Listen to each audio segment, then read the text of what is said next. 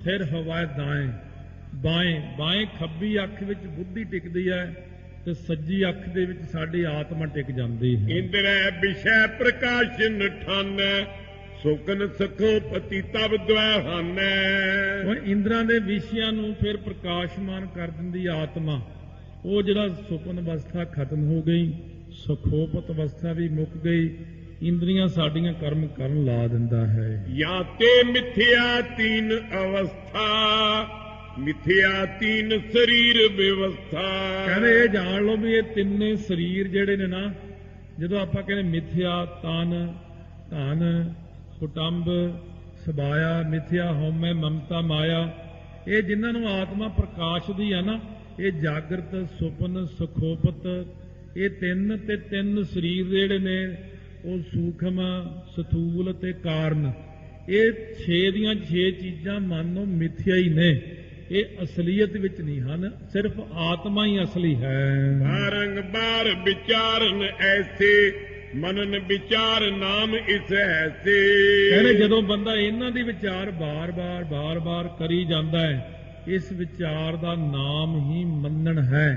ये जदों इन्हां दी विचार करते हैं आप बैठ के, ये जड़ शरीर भी मिथ्या है, ये मेरा स्थूल शरीर सूक्ष्म शरीर कारण शरीर मिथ्या है, ये सुपन अवस्था ये जागृत अवस्था ये सुखोपत अवस्था ये सब मिथ्या है, सिर्फ आत्मा ही सत है। जदों आत्मा नूं सत करके मनन लग जाता है, उहनूं कहंदे मनन कर बैठा ये बंदा हुण मनन दी अवस्था 'च चलिया गया है। एवें नहीं हुंदा भी कि मन्ने की गत कही ना जाए, तो फिर गाहां आपां नूं अर्थ तां पता ही नहीं हुंदा। अर्थ हुण स्पष्ट हो गया सारा। जदों आपां मन्नण दी अवस्था 'च मन्नण की ये 6 ਦੀਆਂ 6 चीज़ां झूठियां ने, एक ब्रह्म ही सत है, एक आत्मा ही सत है, तां आपां कहने हैं कि मन्ने की गत कही न जाए, जे को कहे पिछे पछताए। ये आत्मा की अवस्था नूं आत्मक ज्ञानी की अवस्था नूं कागद कलम न लिखण हार, मन्ने का बह कर्म विचार ऐसा नाम निरंजन होए, जे को मन जाने मन कोए। तां जे आत्मा नूं सच मान लईए तां मन्ना सुरत होवै मन बुद्ध मन्ना सगल भवन की सुध, मन्ना मोह चोटा ना खाए, मन्ना जम के साथ न जाए। जे आत्मा सत मान लईए, 6 चीज़ां झूठियां मान लईए, मन्ना पाप है मोख द्वार, मन्ना परवार है साधार, मन्ना तरा तारे गुरसिख, मन्ना नानक भवै न भिख। इस करके महाराज कहने इहनूं कहंदे मन्नण। सो मन्नण करो कि वाहिगुरु सत है, एक मेरी आत्मा उसे दा ही रूप है, भी सत है, बाकी सारा कुछ कूड़ा करकट है, ढेर है कूड़े दा। जदों ये मन दे विच गल आ गई कि केवल वाहिगुरु सत है, वो परम आत्मा है ते मैं आत्मा रूप हाँ। जदों साडी एकता होगी आपस विच दोवां दी, आत्मा प्रात्मा एको करै अंतर की दुबधा अंतर मरै, तां असीं भी ब्रह्म ज्ञान च चले गए। ये ब्रह्म ज्ञान की ही अवस्था है। इउं जाणो मन के अंदर कि वाहिगुरु सत है ते आत्मा सत है। हुण सिमरन करदे हां इसी तरह ही ध्यान करना है। वाहिगुरु वाहिगुरु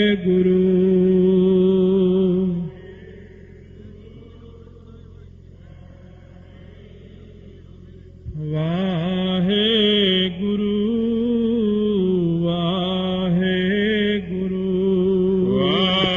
वाहिगुरु वाहिगुरु। मन की वृत्ता पंच विध होए,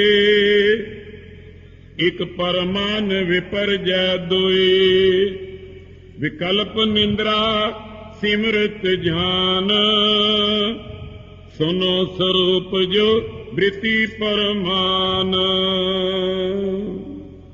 ਧੰਨ ਧੰਨ ਸਾਹਿਬ ਸ੍ਰੀ ਗੁਰੂ ਗ੍ਰੰਥ ਸਾਹਿਬ ਮਹਾਰਾਜ ਦੀ ਪਾਵਨ ਪਵਿੱਤਰ ਹਜ਼ੂਰੀ ਵਿੱਚ ਸਜੀ ਹੋਏ ਗੁਰੂ ਰੂਪ ਗੁਰੂ ਖਾਲਸਾ ਸਾਧ ਸੰਗਤ ਜੀ ਆਓ, ਪਿਆਰ ਸਤਿਕਾਰ ਸਹਿਤ ਫਤਿਹ ਉਚਾਰਨ ਕਰੀਏ। ਵਾਹਿਗੁਰੂ ਜੀ ਕਾ ਖਾਲਸਾ ਵਾਹਿਗੁਰੂ ਜੀ ਕੀ ਫਤਿਹ। ਧੰਨ ਧੰਨ ਸਤਿਗੁਰੂ ਗੁਰੂ ਗੋਬਿੰਦ ਸਿੰਘ ਸਾਹਿਬ ਜੀ ਮਹਾਰਾਜ, ਧੰਨ ਧੰਨ ਭਾਈ ਦਇਆ ਸਿੰਘ ਜੀ। ਪਾਵਨ ਪਵਿੱਤਰ ਪ੍ਰਸੰਗ ਸ਼ਰਵਣ ਕਰ ਰਹੇ ਹਾਂ। ਬ੍ਰਹਮ ਗਿਆਨ ਬ੍ਰਹਮ ਗਿਆਨ ਜੀਵ ਨੂੰ ਕਿਸ ਪ੍ਰਕਾਰ ਪ੍ਰਾਪਤ ਹੁੰਦਾ ਹੈ। ਸੋ ਇਹਦੇ ਵਿੱਚ ਬਹੁਤ ਸਾਰੇ ਸ਼ਰਵਣ ਮੰਨਣ ਨਿਧਿਆਸਣ ਆਦਿਕ ਇਹ ਸਮਝਾ ਰਹੇ ਨੇ ਕਿਸ ਪ੍ਰਕਾਰ ਇਹ ਬਿਰਤੀਆਂ ਹੁੰਦੀਆਂ ਨੇ। ਸ਼ਰਵਣ ਦੀ ਪੌੜੀ, ਮੰਨਣ ਦੀ ਪੌੜੀ, ਪੰਜ ਪ੍ਰਵਾਨ ਦੀ ਪੌੜੀ। ਇਸ ਤਰ੍ਹਾਂ ਮੰਨਣ ਦੇ ਵਿੱਚ ਸਮਝਾਇਆ ਸੀ ਕਿ ਜਦੋਂ 6 ਚੀਜ਼ਾਂ ਨੂੰ ਮਿਥਿਆ ਮੰਨ ਲੈਂਦੀ ਹੈ ਬੁੱਧੀ, ਸੋ ਤਿੰਨੇ ਸਰੀਰ ਅਤੇ ਤਿੰਨ ਅਵਸਥਾ, ਜਾਗਰਤ ਸੁਪਨ ਸੁਖੋਵਤ, ਤਿੰਨੇ ਮਿਥਿਆ ਨੇ। ਤਿੰਨੇ ਮੇਰੇ ਸਰੀਰ ਵੀ ਮਿਥਿਆ ਨੇ। ਸੂਖਮ ਸਰੀਰ, ਸਥੂਲ ਸਰੀਰ, ਕਾਰਨ ਸਰੀਰ। ਸਿਰਫ ਸੱਚਾ ਹੈ ਜੇ ਉਹ ਆਤਮਾ ਹੈ।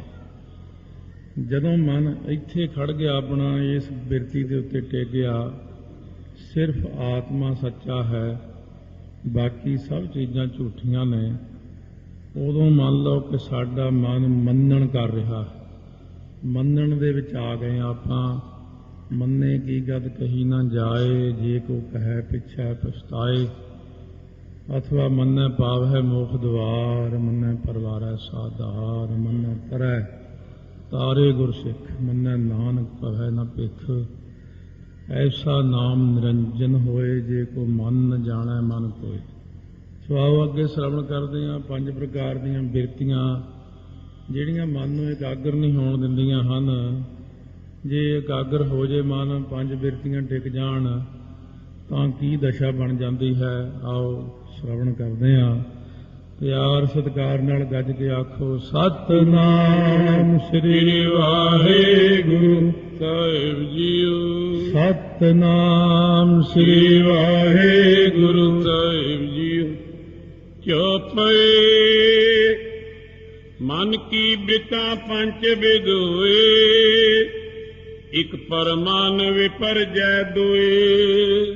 ਸੋ ਮਨ ਦੀਆਂ ਜਿਹੜੀਆਂ ਬਿਰਤੀਆਂ ਹਨ, ਇਹ 5 ਪ੍ਰਕਾਰ ਦੀਆਂ ਬਿਰਤੀਆਂ ਵਿੱਚੋਂ ਪਹਿਲੀ ਤਾਂ ਹੈ ਪ੍ਰਮਾਣ ਬਿਰਤੀ, ਦੂਸਰੀ ਵਿਪਰਜੈ, ਇਸ ਦਾ ਨਾਮ ਹੈ ਵਿਕਲਪ ਨਿੰਦਰਾ ਸਿਮਰਤ ਜਾਨ, ਸੁਨੋ ਸਰੂਪ ਜੋ ਬ੍ਰਿਤੀ ਪਰਮਾਨ। ਤੀਸਰੀ ਹੈਗੀ ਵਿਕਲਪ, ਚੌਥੀ ਨਿੰਦਰਾ, ਪੰਜਵੀਂ ਸਿਮਰਤੀ। ਸੋ ਕਹਿੰਦੇ ਹੁਣ ਸੁਣੋ, ਪ੍ਰਮਾਣ ਜਿਹੜੀ ਬਿਰਤੀ ਹੈ ਇਹਦਾ ਸਰੂਪ ਕੀ ਹੈ। ਅੰਤੈ ਕਰਣ ਬ੍ਰਿਤੀ ਜੋ ਹੋਏ, ਇੰਦਰੈ ਦੁਆਰਾ ਨਿਕਰੈ ਸੋਏ। ਇਹ ਅੰਤੈ ਕਰਨ ਦੀ ਉਹ ਬਿਰਤੀ ਜੋ ਇੰਦਰੀਆਂ ਦੇ ਰਾਹੀਂ ਬਾਹਰ ਨੂੰ ਨਿਕਲਦੀ ਹੈ ਨਾ, ਅੱਖਾਂ ਦੇ ਰਾਹੀਂ, ਨੱਕ ਦੇ ਰਾਹੀਂ, ਕੰਨਾਂ ਰਾਹੀਂ। ਇਹ ਪਹਿਲਾਂ ਪ੍ਰਮਾਣ ਆਪਾਂ ਸੁਣਿਆ ਵੀ ਹੈ। ਇਸ ਤਰ੍ਹਾਂ ਸਾਡੀ ਬਿਰਤੀ ਇਹ ਮਨ ਦੀ ਬਾਹਰ ਨਿਕਲਦੀ ਹੈ ਅੱਖਾਂ ਦੇ ਦੁਆਰਾ। ਨਾਨਾ ਘਟ ਪਟ ਧਰੇ ਪਦਾਰਥ, ਤਿਨੈ ਜਨ ਬੋਏ ਜਥਾਰਥ। ਨਾਨਾ ਪ੍ਰਕਾਰ ਦੇ ਜਿੰਨੇ ਸਾਹਮਣੇ ਪਦਾਰਥ ਆਉਂਦੇ ਨੇ, ਕੁਝ ਵੀ ਆਉਂਦਾ, ਇਹ ਬੰਦੇ ਨੇ, ਇਹ ਦਰਖਤ ਨੇ, ਕੱਪੜਾ ਲੀੜਾ, ਖਾਣਾ ਪੀਣਾ, ਜਿੰਨਾ ਕੁਝ ਵੀ ਨਜ਼ਰ ਆਉਂਦਾ ਹੈ, ਇਹਨਾਂ ਦੇ ਵਿੱਚ ਇਹਨਾਂ ਨੂੰ ਸੱਚਾ ਜਿਹੜਾ ਜਾਣਦੀ ਹੈ ਕਿ ਇਹ ਸਭ ਚੀਜ਼ਾਂ ਸੱਚੀਆਂ ਹਨ।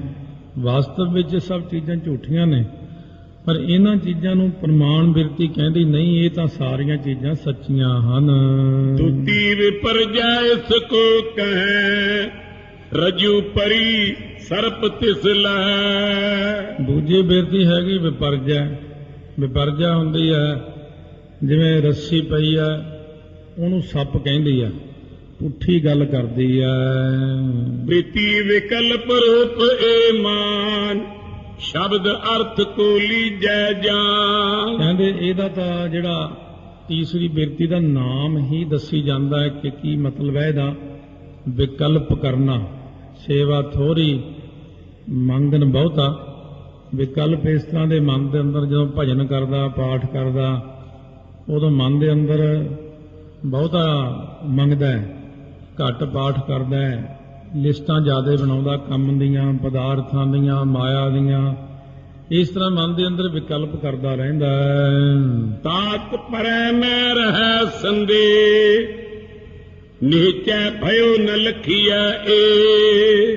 ਸੋ ਤਾਤ ਪਰਜ ਜੋ ਹੈ ਸਾਡਾ ਮੁੱਖ, ਉਹਦੇ ਵਿੱਚ ਸ਼ੰਕਾ ਪੈਦਾ ਹੋ ਜਾਂਦੀ ਹੈ, ਨਿਸ਼ਚਾ ਨਹੀਂ ਆਉਂਦਾ। ਜੇ ਕਹੀਏ ਕਿ ਪ੍ਰਮਾਤਮਾ ਹੈ, ਬਾਣੀ ਹੈ, ਇਸ ਤਰ੍ਹਾਂ ਹੈ, ਇਹ ਅਵਸਥਾ ਹੈ, ਇਹਨਾਂ ਗੱਲਾਂ ਤੇ ਨਿਸ਼ਚਾ ਨਹੀਂ ਆਉਂਦਾ, ਉੱਠਾ ਚੱਲਦਾ ਹਮੇਸ਼ਾ। ਇਹ ਗੱਲ ਹੋ ਨਹੀਂ ਸਕਦੀ, ਇਹ ਗੱਲ ਇਸ ਤਰ੍ਹਾਂ ਨਹੀਂ ਹੋ ਸਕਦੀ, ਇਹ ਕਿਵੇਂ ਹੋ ਸਕਦੀ ਆ।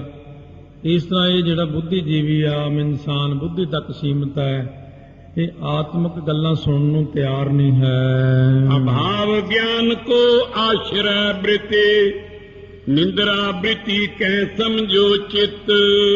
ਹੁਣ ਬਿਰਤੀ ਜਿਹੜੀ ਚੱਲੀ ਹੈ ਵਿਕਲਪ ਤੋਂ ਬਾਅਦ, ਇਹ ਨਿੰਦਰਾ ਹੈ।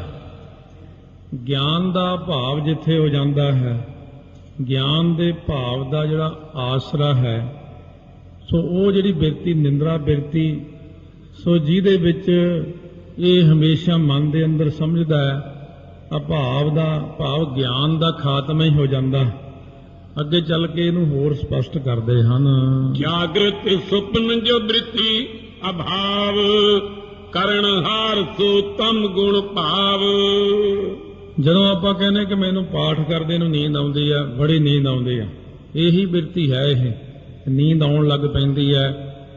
ਜੇ ਪੋਥੀ ਰੱਖ ਦੋ, ਮਾਲਾ ਰੱਖ ਦੋ, ਬਾਣੀ ਪੜ੍ਹਨੀ ਛੱਡ ਦੋ, ਲੰਮੇ ਪੈ ਜਾਵੇ, ਮੈਨੂੰ ਬੜੀ ਨੀਂਦ ਆਈ, ਮੈਂ ਲੰਮੇ ਪੈਣਾ, ਜਦੋਂ ਲੰਮੇ ਪਏ ਨੀਂਦ ਹੀ ਨਹੀਂ ਆਈ, ਇਹ ਕੀ ਗੱਲ ਹੋ ਗਈ? ਪਾਠ ਕਰਦਿਆਂ ਨੂੰ ਨੀਂਦ ਕਿਉਂ ਆਉਂਦੀ ਹੈ? ਕਹਿੰਦੇ ਇਹ ਤਾਂ ਹੋ ਜਾਂਦੀ ਕਿ ਜਾਗਰਤ ਅਤੇ ਸੁਪਨ ਜਿਹੜੇ ਦੋ ਆਪਣੀਆਂ ਅਵਸਥਾ ਨੇ, ਜਾਗਦੇ ਬੈਠੇ ਆ, ਚੰਗੇ ਭਲੇ ਬੈਠੇ ਆ, ਸੁਪਨੇ ਆਉਂਦੇ ਨੇ। ਇਹਨਾਂ ਬਿਰਤੀਆਂ ਦਾ ਖਾਤਮਾ ਕੌਣ ਕਰਦਾ? ਅਭਾਵ ਕਰਨਾ। ਕਰਨਹਾਰ ਕੌਣ ਇਹਨਾਂ ਦਾ? ਸੋ ਤਮ ਗੁਣ ਭਾਵ, ਇਹ ਤਮੋ ਗੁਣ ਆ ਜਾਂਦਾ ਹੈ। ਤਮੋ ਗੁਣ ਕਰਕੇ ਨੀਂਦ ਆਉਂਦੀ, ਕਿਉਂਕਿ ਨੀਂਦ ਹੁੰਦੀ ਉਹ ਤਮੋ ਗੁਣੀ ਹੈ। ਇਸ ਕਰਕੇ ਇਹਨਾਂ ਦੇ ਵਿੱਚ ਜਦੋਂ ਤਮੋ ਗੁਣ ਦਾ ਭਾਵ ਆਉਂਦਾ ਹੈ, ਤਮੋ ਗੁਣ ਆਉਂਦਿਆਂ ਸਾਰ ਜਾਗਰਤ ਨੂੰ ਤੇ ਸੁਪਨ ਨੂੰ ਦੋਨਾਂ ਨੂੰ ਖਾ ਜਾਂਦਾ ਹੈ। ਸੁਖ ਪਤੀ ਤਮ ਗੁਣ ਗ੍ਰਹਿਣ ਜੋ ਕਰੈ, ਨਿੰਦਰਾ ਬ੍ਰਿਤੀ ਨਾਮ ਤਿਸ ਰਰੈ। ਹੁਣ ਇੱਕ ਜੀ ਤੀਜੀ ਸਟੇਜ ਆਪਾਂ ਸੁਣੀ ਸੀ, ਸਖੋਪਤ ਅਵਸਥਾ।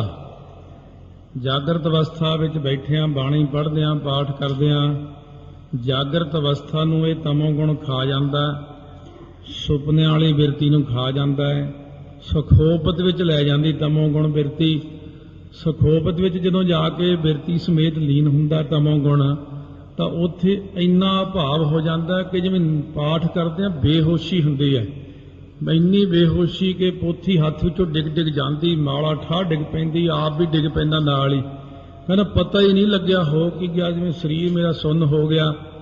ਕਿਉਂਕਿ ਇਹ ਮਨ ਹੈ, ਮਨ ਦੇ ਵਿਰੁੱਧ ਕੰਮ ਕਰ ਰਹੇ ਹਾਂ ਆਪਾਂ। ਬਾਣੀ ਪੜ੍ਹਨੀ, ਨਾਮ ਜਪਣਾ ਮਨ ਦੇ ਵਿਰੁੱਧ ਜੋ ਹੋ ਗਿਆ। ਮਨ ਦੇ ਹੱਕ ਦੀ ਗੱਲ ਕਰੋ ਤਾਂ ਇੱਥੇ ਕੋਈ ਤਮੋ ਗੁਣ ਨਹੀਂ ਹੈ। ਵਿਰੁੱਧ ਗੱਲ ਕਰਨ ਕਰਕੇ ਇਹ ਤਮੋ ਗੁਣ ਆ ਕੇ ਪੈਂਦਾ ਜਦੋਂ ਜੀਵ ਨੂੰ, ਤੋ ਇੱਕਦਮ ਅਵੇਸਲਾ ਕਰ ਦਿੰਦਾ ਹੈ। ਪ੍ਰਥਮ ਸਮੇਂ ਕੁਛ ਅਨੁਭਵ ਕੀਨ, ਅਪਰ ਸਮੇਂ ਚਿਤਵੈ ਸਤ ਚੀਨ। ਹੁਣ ਸਿਮਰਤੀ ਬਿਰਤੀ ਹੈ, ਪਹਿਲੇ ਸਮੇਂ ਦੇ ਵਿੱਚ ਕੁਛ ਅਨੁਭਵ ਹੋਇਆ ਸੀ ਜਿਹੜਾ, ਤੇ ਹੋਰ ਸਮੇਂ ਦੇ ਵਿੱਚ ਉਹਨੂੰ ਫਿਰ ਯਾਦ ਕਰਨਾ। ਜਥਾ ਪਨੈ ਇਹ ਨਰ ਹੈ ਸੋਈ, ਪੂਰਬ ਪਿਖਿਓ ਥਾਮ ਕਿਸ ਜੋਏ। ਕਹਿੰਦੇ ਕਿਵੇਂ ਜੀ? ਪ੍ਰਮਾਣ ਦੇ ਕੇ ਦੱਸੋ। ਕਹਿੰਦੇ ਜਿਵੇਂ ਕੋਈ ਬੰਦਾ ਆਪਾਂ ਅੱਜ ਦੇਖਿਆ, ਆਪਣੇ ਮਨ ਦੇ ਵਿੱਚ ਆਉਂਦਾ ਹੈ, ਇਹ ਬੰਦੇ ਨੂੰ ਮੈਂ ਪਹਿਲਾਂ ਕਿਤੇ ਦੇਖਿਆ, ਇਉਂ ਸਿਮਰਤੀ ਬਿਰਤੀ ਹੈ ਇਹ, ਤੇ ਐਵੇਂ ਯਾਦ ਕਰੀ ਜਾਣਾ। ਬੀਤੇ ਹੋਏ ਸਮੇਂ ਦੀਆਂ ਗੱਲਾਂ ਸਿਮਰਨ ਵਿੱਚ ਯਾਦ ਆਉਣੀਆਂ, ਭਗਤੀ 'ਚ, ਨਾਮ ਜਪਣ ਵਿੱਚ, ਬਾਣੀ ਪੜ੍ਹਨ ਵੇਲੇ। ਉਹ ਚੰਗੇ ਭਲੇ ਆ, ਉਹ ਕਦੇ ਕੋਈ ਗੱਲ ਯਾਦ ਨਹੀਂ ਆਉਂਦੀ। ਬਾਣੀ ਪੜ੍ਹਦੇ ਆ ਉਹ ਪਿੱਛੇ ਨੂੰ ਮਨ ਤੁਰ ਜਾਂਦਾ, ਬੜੀਆਂ ਪਿਛਲੀਆਂ ਗੱਲਾਂ ਯਾਦ ਕਰ ਕਰਕੇ ਲਿਆਉਂਦਾ ਹੈ। ਜਿਸ ਕਰ ਚਿਤ ਕਰਨਾ ਏਸ ਹੋਏ, ਸਿਮਰਤ ਬ੍ਰਿਤੀ ਜਾਨੀਐ ਸੋਏ। ਸੋ ਜਿਸ ਕਰਕੇ ਜਿਹੜੀ ਬਿਰਤੀ ਹੈ ਨਾ ਪਿੱਛੇ ਚਲੀ ਜਾਂਦੀ ਹੈ, ਜਿਸ ਕਰ ਚਿੱਤ ਕਰਨਾ ਇਹ ਹੋਏ, ਇਸ ਕਰਕੇ ਚਿੱਤ ਦੇ ਵਿੱਚ ਇਹ ਹੋ ਜਾਂਦੀ ਹੈ ਕਿ ਯਾਦ ਕਰਨੀ ਪਿਛਲੀ ਗੱਲ, ਇਹ ਸਿਮਰਤ ਬਿਰਤੀ ਜਾਨਣਾ ਕਰੋ। ਪੰਜ ਬ੍ਰਿਤੀ ਬਿਨ ਚਿਤ ਹੋਏ ਜਾਵੇ, ਆਤਮ ਕੇ ਸਰੂਪ ਦਿਸ਼ ਧਾਵੈ। ਹੁਣ ਇਹ ਪੰਜ ਬਿਰਤੀਆਂ ਨੇ ਆਪਣੀਆਂ। ਜਿੱਦਣ ਇਹ ਪੰਜ ਬਿਰਤੀਆਂ ਤੋਂ ਬਿਨਾ ਹੋ ਗਿਆ ਨਾ ਚਿੱਤ, ਪੰਜੇ ਬਿਰਤੀਆਂ ਆਪਣੇ ਕਾਬੂ 'ਚ ਹੋ ਗਈਆਂ, ਪੰਜ ਬਿਰਤੀਆਂ ਨੇ ਪਰੇਸ਼ਾਨ ਨਹੀਂ ਕੀਤਾ, ਇਸ ਅਵਸਥਾ ਦਾ ਨਾਮ ਹੈ ਸਥਿਤੀ। ਸਥਿਤੀ ਜਿਹੜੀ ਹੈ ਇਹ ਆਤਮ ਕੋ ਸਰੂਪ ਦਹਿ ਦਿਸ ਧਾਵ ਹੈ। ਇਹ ਜਿਹੜਾ ਮਨ ਹੈ ਦਸੋ ਦਿਸ਼ਾ ਵੱਲ ਧਾਉਣ ਵਾਲਾ, ਇਹ ਮਨ ਘੁੰਮ ਕੇ ਜਦੋਂ ਆਤਮਾ ਵੱਲ ਮੁੜ ਗਿਆ ਤਾਂ ਜਾਣੋ ਕਿ ਮਨ ਟਿਕਣਾ ਸ਼ੁਰੂ ਹੋ ਗਿਆ। ਨਾ ਬਾਹਰ ਦੀਆਂ ਚੀਜ਼ਾਂ ਵਿੱਚ ਪਰਚਦਾ ਹੈ, ਨਾ ਖੁਸ਼ਬੂ ਵਿੱਚ, ਨਾ ਸੁਣਨ ਵਿੱਚ, ਨਾ ਵਿਕਲਪ ਕਰਦਾ ਹੈ, ਨਾ ਨੀਂਦ ਆਉਂਦੀ ਹੈ। ਇਹ ਨਿੰਦਰਾ ਬਿਰਤੀ ਕਾਫੀ ਸਮਾਂ ਲੱਗ ਜਾਂਦਾ, ਜਿੱਤਣਾ ਪੈਂਦਾ ਇਹਨਾਂ ਨੂੰ, ਸਾਰੀਆਂ ਚੀਜ਼ਾਂ ਨੂੰ। ਇਉਂ ਜਿੱਤ ਕੇ ਫਿਰ ਇਹਨਾਂ ਸਾਰੀਆਂ ਅਵਸਥਾ ਸਿਮਰਤੀਆਂ ਵੀ ਜਿੱਤਣੀਆਂ ਪੈਂਦੀਆਂ ਨੇ। ਤਾਈਓ ਇੰਨਾ ਪਾਠ ਕਰਾਈਦਾ, ਹੋਰ ਕਾਹਦੇ ਲਈ ਕਰਾਈਦਾ? 100 ਪਾਠ ਜਪਜੀ ਸਾਹਿਬ ਦਾ, 50 ਪਾਠ ਸੁਖਮਨੀ ਸਾਹਿਬ ਦੇ, 25 ਪਾਠ। ਪਹਿਲਾਂ ਤਾਂ ਅੰਨੇ ਵਾਹ ਹੀ ਕੰਮ ਚੱਲਦਾ, ਬਹੁਤ ਜ਼ਿਆਦਾ ਪਾਠ ਕਰਦਿਆਂ ਸਾਰੀਆਂ ਬਿਰਤੀਆਂ ਹੀ ਸ਼ਾਂਤ ਹੋ ਜਾਂਦੀਆਂ ਨੇ ਅਤੇ ਮਨ ਸਥਿਤੀ ਵਿੱਚ ਆ ਕੇ ਆਤਮਾ ਵੱਲ ਨੂੰ ਮੁੜ ਕੇ ਟਿਕਣਾ ਸ਼ੁਰੂ ਹੋ ਜਾਂਦਾ ਹੈ। ਮਨ ਪਰਵਾਹ ਜਾਵੇ ਸਬਿਦ ਹੋਏ, ਨਾਮ ਸਥਿਤੀ ਬਖਾਨੇ ਸੋਏ। ਮਨ ਦਾ ਪ੍ਰਵਾਹ ਜਦੋਂ ਆਤਮਾ ਵੱਲ ਨੂੰ ਚੱਲ ਪਿਆ, ਇਹਦਾ ਨਾਮ ਹੀ ਸਥਿਤੀ ਕਿਹਾ ਹੈ। ਪੰਜ ਬ੍ਰਿਤਾਂ ਬਿਨ ਚਿਤ ਹੋਏ ਜਾਵੇ, ਆਤਮ ਕੇ ਸਰੂਪ ਦਿਸ਼ ਧਾਵੈ। ਸੋ ਕਿਉਂਕਿ ਆਤਮਾ ਦੇ ਸਰੂਪ ਵੱਲ ਨੂੰ ਜਦੋਂ ਚੱਲਿਆ ਜਾਂਦਾ ਹੈ ਮਨ, ਸੋ ਇਸ ਕਰਕੇ ਸਥਿਤੀ ਪ੍ਰਾਪਤ ਹੋ ਜਾਂਦੀ ਜੀਵ ਨੂੰ। ਇਹਨੂੰ ਕਹਿੰਦੇ ਨੇ ਅਭਿਆਸ। ਇਸ ਤਰੀਕੇ ਨਾਲ ਇਹ ਮਨ ਮੁੜ ਕੇ ਜਦੋਂ ਆਤਮਾ ਵੱਲ ਚਲਿਆ ਗਿਆ, ਬਿਰਤੀਆਂ ਵੱਲੋਂ ਸ਼ਾਂਤ ਹੋ ਗਿਆ, ਤਾਂ ਅਭਿਆਸ ਬਿਰਤੀ ਹੋਈ। ਸੋ ਅਭਿਆਸ ਹੈ ਦੋਏ ਪ੍ਰਕਾਰ, ਏਕ ਅਲਪ ਦੂਸਰ ਦ੍ਰਿੜ ਧਾਰ। ਸੋ ਇਸ ਤਰ੍ਹਾਂ ਜਦੋਂ ਇਹ ਅਭਿਆਸ ਹੋ ਗਿਆ ਆਤਮਾ ਵੱਲ ਨੂੰ ਜਾਣ ਦਾ, ਬਸ ਕਾਮਯਾਬੀ ਹੈ। ਫਿਰ ਜਿਹੜੀ ਅਵਸਥਾ ਤੁਸੀਂ ਸਾਰੇ ਮੰਗਦੇ ਹੋ ਕਿ ਮੈਨੂੰ ਆਹ ਨਹੀਂ ਹੋਇਆ, ਮੈਨੂੰ ਸਭ ਕੁਝ ਹੋ ਜਾਣਾ ਹੈ ਨਾ, ਪੰਜਾਂ ਬਿਰਤੀਆਂ ਚੋਂ ਨਿਕਲ ਜਾਓ, ਆਤਮਾ ਵੱਲ ਨੂੰ ਚੱਲ ਪਾਓ। ਕਹਿੰਦੇ ਆਤਮਾ ਦੇ ਵਿੱਚ ਜਾ ਕੇ ਜਦੋਂ ਬਿਰਤੀ ਬਾਰ-ਬਾਰ ਅਭਿਆਸ ਕਰਦੀ ਹੈ ਮੁੜਨ ਦਾ, ਇਹ ਅਭਿਆਸੀਆਂ ਨੂੰ ਇਹਨਾਂ ਗੱਲਾਂ ਦਾ ਗਿਆਨ ਹੈ, ਜਿਹੜੇ 5-4 ਕਥਾ 'ਚ ਬੈਠੇ ਹੋਣਗੇ, ਵੀ ਜਦੋਂ ਪਹਿਲਾਂ ਆਪਣੇ ਕੰਠ ਵਿੱਚ ਜਾਪ ਚੱਲਦਾ ਹੈ, ਫਿਰ ਹਿਰਦੇ ਵਿੱਚ ਚਲਿਆ ਜਾਂਦਾ ਜਾਪ, ਹਿਰਦੇ 'ਚੋਂ ਮੁੜ ਕੇ ਵਾਪਸ ਕੰਠ ਵਿੱਚ ਆ ਜਾਂਦਾ, ਫਿਰ ਉਹ ਬੰਦਾ ਦੌੜਦਾ ਕਿਤੇ ਨਾ ਕਿਸੇ ਸਾਧੂ ਮਹਾਤਮਾ ਕੋਲੇ, ਕਿਸੇ ਉਹ ਪੁੱਛਣ ਦੌੜਦੇ ਵੀ ਮੇਰਾ ਤਾਂ ਜਾਪ ਖਰਾਬ ਹੋ ਗਿਆ, ਘਟ ਗਿਆ, ਮੇਰਾ ਤਾਂ ਹਿਰਦੇ 'ਚੋਂ ਵਾਪਸ ਆ ਗਿਆ, ਹੁਣ ਮੇਰਾ ਧੁੰਨੀ 'ਚੋਂ ਹਿਰਦੇ 'ਚ ਮੁੜਿਆ ਆਇਆ, ਮੇਰਾ ਰੋਮਾਂ ਦਾ ਜਾਪ ਵਾਪਸ ਮੁੜਿਆ ਆਇਆ।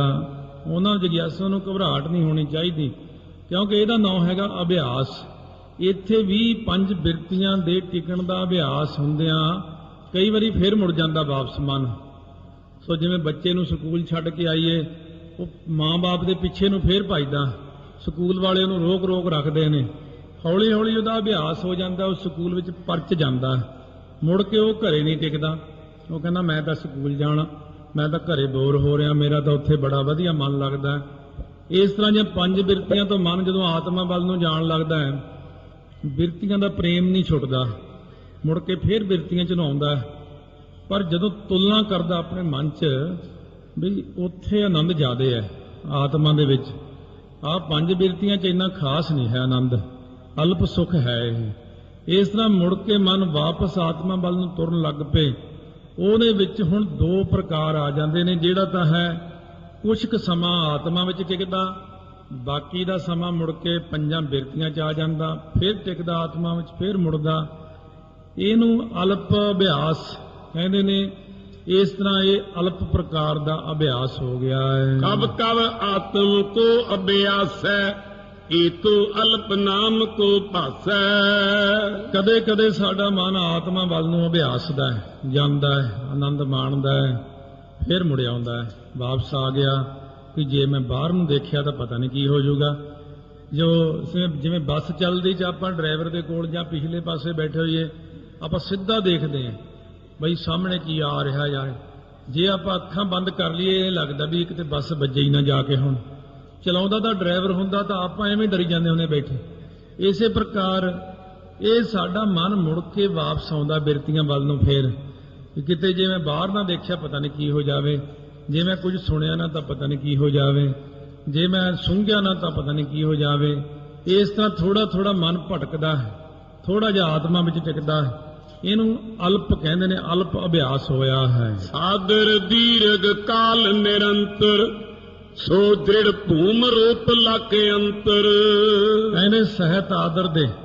ਸੋ ਜਦੋਂ ਇਹ ਜਾ ਕੇ ਮਨ ਪਰਪੱਕਤਾ ਨਾਲ ਟਿਕਣ ਲੱਗ ਜਾਂਦਾ ਨਾ, ਆਦਰ ਦੇ ਨਾਲ ਜਦੋਂ ਚਿੱਤ ਦੇ ਵਿੱਚ ਲਗਾਤਾਰ ਟਿਕਦਾ, ਇਹਨੂੰ ਚਿੱਤ ਵਿੱਚ ਦ੍ਰਿੜ ਜਿਹੜੀ ਹੈ ਭੂਮਿਕਾ ਰੂਪ ਜਾਨਣਾ ਕਰੋ, ਦ੍ਰਿੜ ਭੂਮਿਕਾ। ਆਤਮਾ ਵਿੱਚ ਮਨ ਟਿਕ ਗਿਆ, ਟਿਕਿਆ ਹੀ ਰਿਹਾ, ਟਿਕਿਆ ਹੀ ਰਿਹਾ 12-12 ਘੰਟੇ, 24 ਘੰਟੇ, 48 ਘੰਟੇ, ਵੱਧਦਾ ਅੱਗੇ ਤੋਂ ਅੱਗੇ, ਅੱਗੇ ਤੋਂ ਅੱਗੇ। ਜਦੋਂ ਆਤਮਾ ਵਿੱਚ ਜਾ ਕੇ ਮਨ ਟਿਕ ਜਾਂਦਾ ਹੈ, ਸਾਰੇ ਨਾਲੋਂ ਵਧੀਆ ਅਵਸਥਾ ਬਣ ਜਾਂਦੀ ਹੈ। ਮਿੱਟੀ ਪ੍ਰੀਤ ਵਿਸ਼ਯਨ ਤੇ ਜਬੈ, ਨਾਮ ਵਿਰਾਗ ਹੋਤ ਹੀਐ ਤਬੈ। ਹੁਣ ਕਹਿੰਦੇ ਨੇ, ਸੁਣੋ ਵਿਰਾਗ ਕਿਹਨੂੰ ਕਹਿੰਦੇ ਨੇ? ਜਦੋਂ ਇਹ ਮਨ ਆਤਮਾ ਵੱਲ ਨੂੰ ਮੁੜਿਆ, ਆਤਮਕ ਆਨੰਦ ਮਿਲਿਆ, ਤਾਂ ਜਿਹੜਾ ਸੀ ਵਿਸ਼ਿਆਂ ਦੇ ਵਿੱਚ ਪਹਿਲਾਂ ਆਨੰਦ ਬਣਿਆ ਹੋਇਆ ਆਪਣਾ, ਉਹ ਵਿਸ਼ਿਆਂ ਦਾ ਜਿਹੜਾ ਆਨੰਦ ਸੀ ਉਹ ਹੁਣ ਇਉਂ ਲੱਗਦਾ ਹੈ ਜਿਵੇਂ ਗੰਦਗੀ ਹੋਵੇ। ਪਹਿਲਾਂ ਐਵੇਂ ਗਲਤੀ ਕਰਦੇ ਰਹੇ, ਗੰਦਗੀ ਦੇ ਵਿੱਚ ਤੁਰੇ ਫਿਰਦੇ ਰਹੇ। ਇਸ ਕਰਕੇ ਮਨ ਵਿਸ਼ਿਆਂ ਤੋਂ ਹਟ ਜਾਂਦਾ ਹੈ, ਮਨ ਦੇ ਅੰਦਰ ਵਿਰਾਗ ਹੋ ਜਾਂਦਾ ਹੈ। ਸੋ ਵੈਰਾਗ ਹੈ ਚਾਰ ਪ੍ਰਕਾਰ, ਇੱਕ ਯਤਮਾਨ ਵਿਤਰੇਕ ਵਿਚਾਰ। ਕਹਿੰਦੇ ਵਿਰਾਗ ਵੀ ਅੱਗੇ 4 ਕਿਸਮਾਂ ਦਾ ਹੈ। ਇੱਕ ਯਤਮਾਨ ਹੈ, ਇੱਕ ਵਿਤਰੇਕ ਹੈ। ਇਹ 2 ਕਿਸਮਾਂ ਹਨ। ਇੱਕ ਇੰਦਰੈ ਅਰ ਵਸੀਕਾਰ ਕੈ, ਇਨਕੇ ਲੱਛਣ ਭਨੋ ਜਥਾ ਲੈ। ਇੱਕ ਵਿਰਾਗ ਹੁੰਦਾ ਏਕ ਇੰਦਰੀ ਵਿਰਾਗ, ਇੱਕ ਹੁੰਦਾ ਵਸੀਕਾਰ ਵਿਰਾਗ। ਵੈਸੇ ਕੁੱਲ 9 ਕਿਸਮਾਂ ਨੇ, ਪਰ 4 ਜ਼ਿਆਦਾ ਅੱਛੀਆਂ ਹਨ ਇਹਨਾਂ ਵਿੱਚ। ਦੁੱਖ ਰੂਪ ਸੰਸਾਰ ਪਛਾਨਾ, ਸੰਤਨ ਸੇਵਾ ਰੁਚੀ ਮਹਾਨਾ। ਇਹ ਯਤਮਾਨ ਵਿਰਾਗ ਪਹਿਲਾਂ ਦੱਸਦੇ ਨੇ ਕਿ ਸੰਸਾਰ ਨੂੰ ਦੁੱਖ ਰੂਪ ਜਾਣਿਆ ਅਤੇ ਸੰਤਾਂ ਦੀ ਸੇਵਾ, ਸੰਗਤਾਂ ਦੀ ਸੇਵਾ, ਗੁਰਾਂ ਦੀ ਸੇਵਾ, ਇਹਦੇ ਵਿੱਚ ਹੁਣ ਮਨ ਜੁੜਨ ਲੱਗ ਪਿਆ। ਸੰਸਾਰ ਦੁੱਖ ਰੂਪ ਪਹਿਚਾਣ ਕੇ ਆਪਣੇ ਭਲੇ ਵਾਸਤੇ ਸਾਧੂ ਮਹਾਤਮਾ ਗੁਰਮੁਖਾਂ ਪਿਆਰਿਆਂ ਦੀ ਜਿਹੜੀ ਸੇਵਾ ਹੈ ਇਹਦੇ ਵਿੱਚ ਜੁਟ ਗਿਆ। ਸਤਿਰੂਪ ਪਰਮੇਸ਼ਰ ਪਾਉ, ਬੰਧਨ ਕਰਮ ਪਏ ਛੁਟਕਾਉ। ਹੁਣ ਇਹ ਜਾਣਦਾ ਕਿ ਸਤ ਰੂਪ ਪਰਮੇਸ਼ਰ ਨੂੰ ਪਾਉ, ਪ੍ਰਾਪਤ ਕਰਾਂ। ਕਿੱਧਰ ਮੈਂ ਫਸਿਆ ਪਿਆ ਦੁਨੀਆ 'ਚ ਐਵੇਂ ਹੀ, ਤੇ ਬੰਧਨ ਕਰਮ ਜਿਹੜੇ ਮੈਨੂੰ ਪਏ ਹੋਏ ਨੇ, ਬੜੇ ਬੜੇ ਕਰਮਾਂ ਦੇ ਬੰਧਨ, ਇਹਨਾਂ ਤੋਂ ਮੈਂ ਛੁਟਕਾਰਾ ਪਾ ਲਵਾਂ। ਇਹ ਯਤਮਾਨ ਵੈਰਾਗ ਹੋ ਗਿਆ। ਘਰ ਦਾ ਮੋਹ ਟੁੱਟ ਗਿਆ, ਦੁਨਿਆਵੀ ਮੋਹ ਟੁੱਟ ਗਿਆ, ਗੁਰੂ ਘਰ ਨਾਲ ਪ੍ਰੇਮ ਹੋ ਗਿਆ। ਇਸ ਕੋ ਯਤਮਾਨ ਮਨ ਜਾਨ, ਸੰਤਨ ਸੰਗਤ ਕੀਨ ਮਹਾਨ। ਇਹਨੂੰ ਯਤਮਾਨ ਵੈਰਾਗ ਕਿਹਾ ਹੈ। ਸੰਤਾਂ ਦੀ ਸੰਗਤ ਕਰਨ ਲੱਗ ਪਿਆ, ਗੁਰਮੁਖਾਂ ਦੀ, ਗੁਰਾਂ ਦੀ, ਸੋ ਸਾਧ ਸੰਗਤ ਵਿੱਚ ਬਹਿਣ ਲੱਗ ਪਿਆ।